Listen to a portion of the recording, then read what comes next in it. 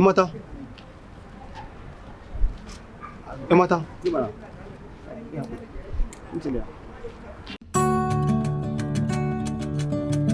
Sannan ko mata? Barkan ka dai. Sunana Awaisu babban yaro kuma kowa ma ya sani.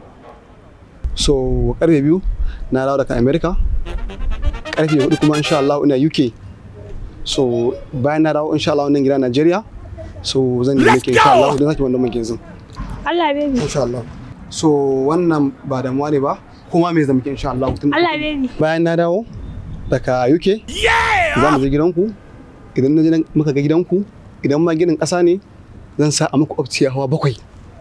To na gode sosai baby. Allah ya bar mu tare. Amin baby. Yanzu to mu je to da Allah ka sauke. To shikenan baby. Mu je ko?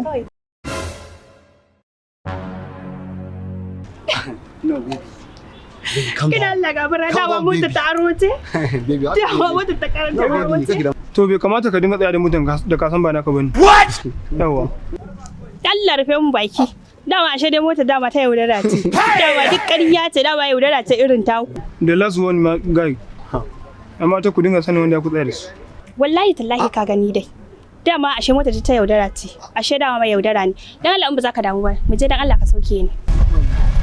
Dan Allah gafara tun dama motar ta kasa ni tsaya.